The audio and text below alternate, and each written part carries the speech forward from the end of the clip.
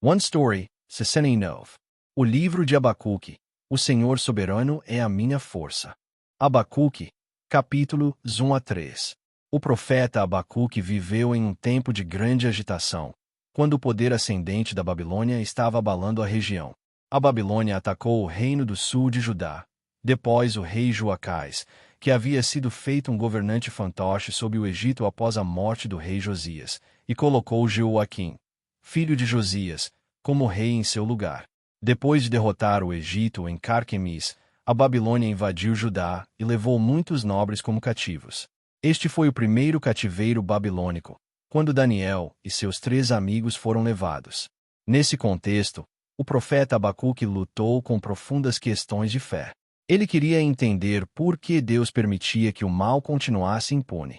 Quando recebeu a revelação de que Deus usaria a Babilônia como instrumento de juízo, Abacuque lutou para aceitar, porque, aos seus olhos, a Babilônia era mais ímpia do que Israel.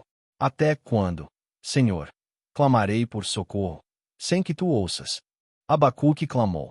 Até quando, Senhor, clamarei eu, e tu não me escutarás? Gritar-te-ei, violência, e não salvarás. Porque me fazes ver a iniquidade, e ver a opressão? Pois a destruição e a violência estão diante de mim. Há contendas, e o litígio se suscita. Por isso, a lei se afrouxa, e a justiça nunca se manifesta, porque o perverso cerca o justo, a justiça é torcida. Isso não era uma oração silenciosa, era mais como um clamor desesperado. E Deus não se agrada desse tipo de exigência. Vamos observar de perto o conteúdo da primeira oração de Abacuque. Ele começa: até quando, Senhor, clamarei por socorro, sem que tu ouças?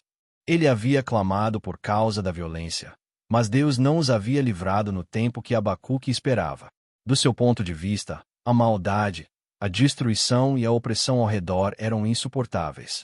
Em seus olhos, os ímpios cercavam os justos, a lei estava paralisada e a justiça era distorcida. Sua súplica era, em essência: Deus, livra-nos desses estrangeiros maus, os babilônios. Não somos nós o teu povo. Mas Deus não lhe concedeu o que ele pediu. Pelo menos nós, lendo a história do Antigo Testamento, os livros poéticos e os profetas anteriores, entendemos porque tanto o reino do norte de Israel quanto o reino do sul de Judá caíram. Vimos que sua queda era necessária, e que era, na verdade, o caminho para a restauração.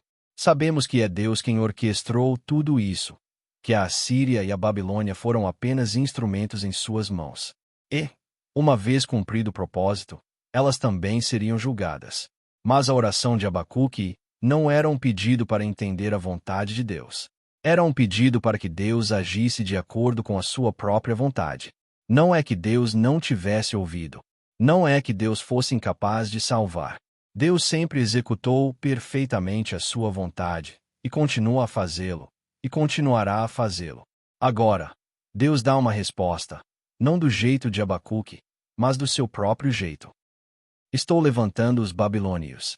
Deus diz que está prestes a fazer algo tão espantoso que ninguém acreditaria, mesmo que fosse contado.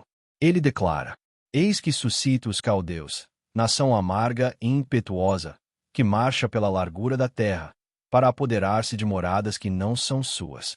A Babilônia é pavorosa e terrível. Dela mesma procede o seu juízo e a sua dignidade. Os seus cavalos são mais ligeiros do que os leopardos, mais ferozes do que os lobos ao anoitecer. Da sua tropa vêm cavaleiros que chegam de longe, voam como a águia que se precipita a devorar. Eles vêm todos para fazer violência. O seu rosto move-se como o vento oriental. Eles ajuntam cativos como areia. Eles escarnecem dos reis, e os príncipes são objeto do seu riso. Riem-se de todas as fortalezas, porque amontoam terra e as tomam. Então Deus diz: eles passam como o vento e seguem. São culpados, estes cujo poder é o seu Deus. Deus estava usando esse povo perverso, a Babilônia, para disciplinar o seu povo. A Babilônia era o martelo que Deus usava para despedaçar as nações. Mas eles não perceberam que sua força era apenas emprestada por um tempo. Em vez disso, fizeram da própria força o seu Deus. E por isso, a Babilônia também seria julgada. Permanecerei no meu posto de sentinela e esperarei para ver como ele responderá. Agora Abacuque entende que Deus está usando a Babilônia para julgar o seu povo. Mas uma pergunta ainda o incomoda. Ele consegue compreender que o povo de Deus pecou e merece juízo. Mas por que Deus usaria uma nação ainda mais ímpia para fazer isso? A Babilônia havia invadido muitas nações e cometido incontáveis males. Eles tinham prazer no sofrimento que causavam. Enchiam-se com a riqueza roubada. Então, agora, Abacuque confronta Deus. É certo que eles destruam muitas nações sem misericórdia. E ele declara: permanecerei no meu posto de sentinela e me colocarei sobre a fortaleza. Vigiarei para ver o que Deus me dirá e que resposta terei à minha queixa. Que profeta usaram? O justo viverá pela sua fé. Agora é a vez de Deus responder. Mas, novamente, Deus não dá uma resposta direta à pergunta de Abacuque. Em vez disso, ele proclama a sua palavra. Primeiro, ele diz: a visão aguarda um tempo determinado. Se demorar, espera-o, porque certamente virá. Não tardará. Os ímpios são arrogantes e sem integridade, mas o justo viverá pela sua fé. Os ímpios nunca se satisfazem. Eles ampliam os seus desejos e ajuntam para si nações e povos. Mas Deus diz: ai daquele que acumula bens roubados, se enriquece mediante extorsão. Até quando isso continuará? E, no tempo certo, outros se levantarão para esmagar a Babilônia. Porque eles saquearam muitas nações, o remanescente desses povos o saqueará em troca. A Babilônia derramou sangue e trouxe violência sobre cidades e povos. A destruição de muitas nações trouxe vergonha sobre a sua própria casa e pecado sobre a sua alma. O ai virá sobre eles. E tudo isso virá da mão de Deus. Cale-se toda a terra diante dele. Quando chegar o tempo do Senhor, a terra se encherá do conhecimento da glória do Senhor, como as águas cobrem o mar. Naquele dia, Deus retribuirá tudo por completo. O cálice da mão direita do Senhor será passado a eles. Toda a violência, o sangue derramado e a opressão que infligiram sobre a terra, sobre as cidades e sobre o povo, Deus lhes retribuirá. Naquele dia, as imagens de escultura e os ídolos de fundição, cobertos de ouro e prata, mas sem vida, não terão qualquer utilidade. Ainda que digam à madeira e à pedra: desperta, ou levanta-te, será em vão. Somente o Senhor está em seu santo templo. Cale-se diante dele toda a terra. No decorrer dos anos, faze conhecido. Agora o profeta Abacuque retira o seu protesto anterior. Neste momento, a Babilônia se exalta, adora a sua própria força e governa o mundo em orgulho. Mas até isso está sob o controle de Deus. Abacuque passou a entender: tudo está sob a direção de Deus. E no tempo certo, Deus também derrubará a Babilônia. Isso também faz parte do plano de Deus. Abacuque agora vê que já não se trata de erguer a voz em protesto. Ele ora: Senhor, ouvi a tua fama. Temo diante das tuas obras, Senhor. Aviva-as no decorrer dos anos. No decurso dos anos faze-as conhecidas. Na tua ira lembra-te da misericórdia. O profeta chegou à compreensão da verdade. E agora súplica, não mais baseado em justiça própria ou protesto, mas pela misericórdia. Na ira, lembra-te da misericórdia. A sua glória cobre os céus e o seu louvor enche a terra. O profeta Abacuque começa a tirar os olhos do mundo ao seu redor e a fixá-los em Deus. Com os olhos da fé, ele começa a enxergar que este é o mundo de Deus e a história de Deus. Mesmo quando não entendemos completamente o que está acontecendo, se está sob a mão soberana de Deus, então é bom. Não porque nos beneficia, mas porque vem de Deus. Deus fará com que todas as coisas cooperem para o bem. O padrão não pode ser nós. Eu me alegrarei no Senhor.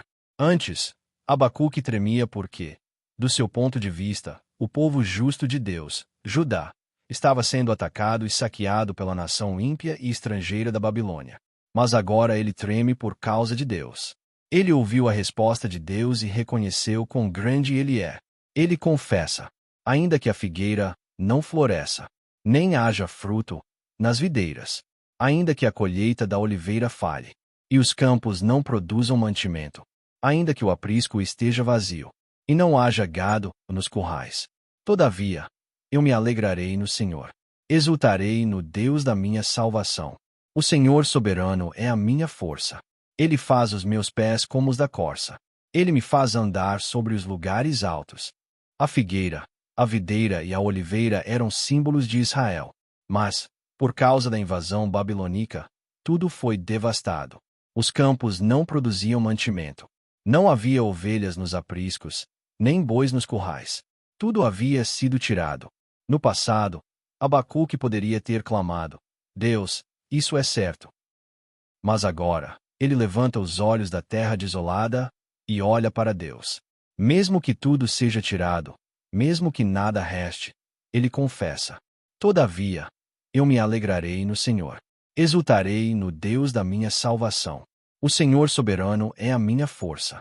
É isso que Deus nos fala por meio da sua palavra. Que nos alegremos por causa de Deus. Que sejamos felizes por causa de Deus.